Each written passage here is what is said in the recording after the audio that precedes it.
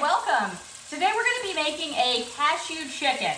So I have already got my chicken going. I am using 5 chicken tenders. I just sliced them or chopped them up, cut them up into bite-sized pieces, and sprinkle them with just a very little salt. We're going to be using a lot of soy sauce in this dish, so I don't want to have too much salt.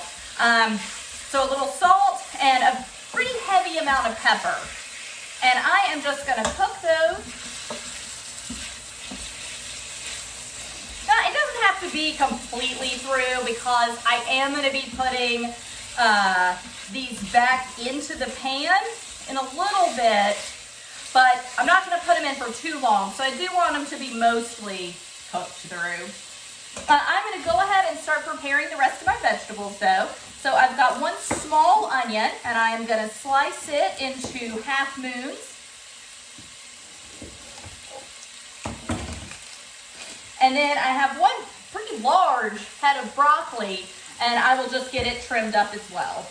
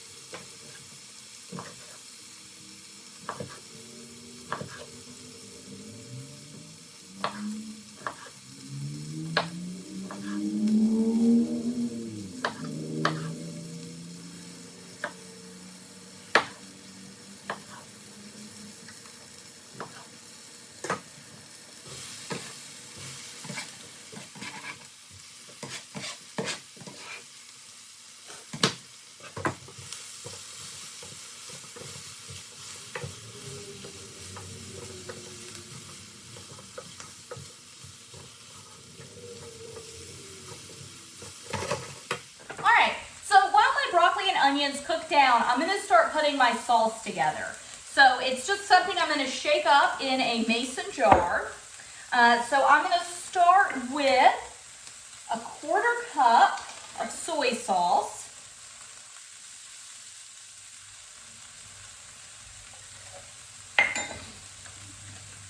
And a 1/4 cup of oyster sauce. Which this is going to give it, oyster sauce is not something I work with that frequently, but I had bought a bottle for something. And, you know, definitely want to try to use it a little bit more because I really enjoyed the dish I made with it. But it's got a lot of depth of flavor. It is made from oysters. Kind of in the same world of same realm, I guess, of like a fish sauce. So a 1/4 cup.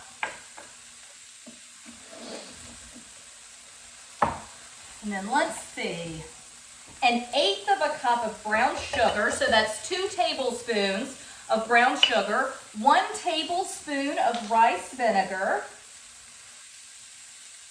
So half of that. Oh, I forgot sesame oil. And it's 1 tablespoon? Yeah, 1 tablespoon.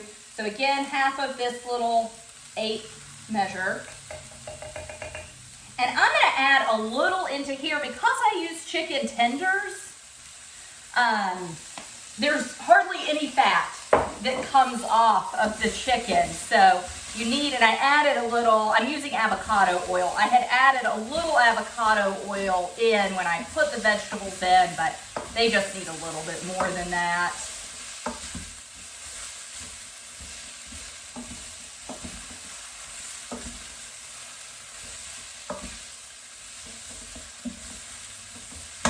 And I'm gonna add a little more. They don't want to get a good sear on them if it's too dry.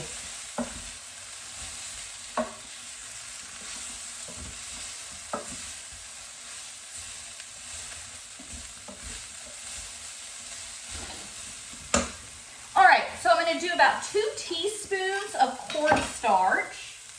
I don't have my measure out. I'm just going to eyeball it though. This is going to help thicken the sauce up some. It's about 2 teaspoons. And then 3 cloves of garlic and what is left of this little nub of ginger. I'll see if I can be clever and grate it onto my bench scraper here.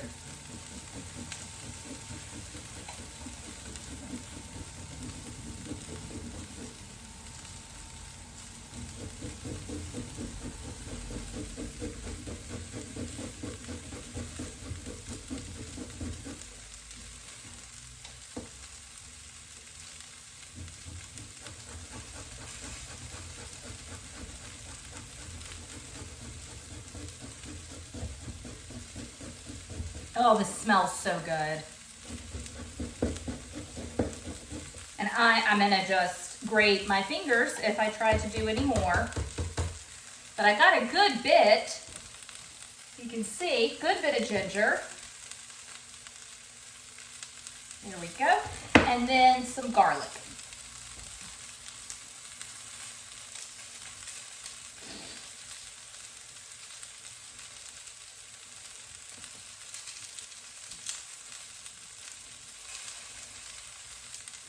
Pretty big. I'm just going to do 2 cloves. 2 big or 3 regular.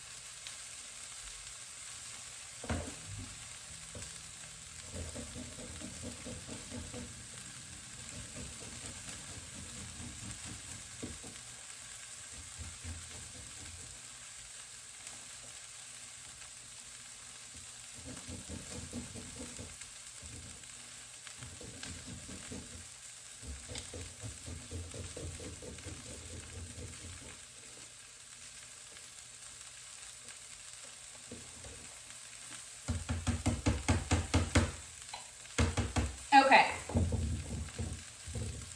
going to get that in here and I'm going to clean up just a little bit.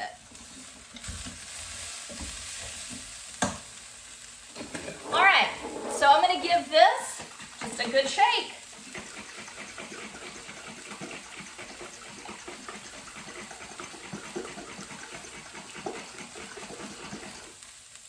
I'm going to add my chicken back in. I'm going to add a can of, let's see, this is a 5-ounce can of water chestnuts. I've already drained these, but I love the little like crisp bite that they give. I'm going to add roughly a handful. It's a handful of frozen edamame. I'd say about half a cup. And a cup of cashews. Oh. And then just a sprinkle, probably half a teaspoon of red pepper flakes. I don't love heat, so I'm kind of a wimp. So you do you. You do as many or as little or no red pepper flakes, however you feel, whatever you feel like you can handle. Then give this a good mix. Pick up the onion that went overboard. That was a big head of broccoli. That is so much more broccoli than I was expecting. Not a complaint. All right, one more shake, and then I'm just gonna pour this in. So with this, and I'm gonna mix it up, let it cook for a few more minutes until my broccoli really gets where to the crispness level or the level of cookedness that I want it to be, which is not much longer. I do like pretty crispy broccoli. And that's it, quick and easy. I have been filming for under 15 minutes so far. So that's, I did the whole thing from start to finish. So that's something really, this is a quick dish to throw together. You could serve it with ramen, chow mein, lo mein, any variety of noodle that you wanted, any kind of rice, quinoa. Yeah, a lot of different options to serve this with. Usually, just a note about the chicken. So I did use chicken tenders.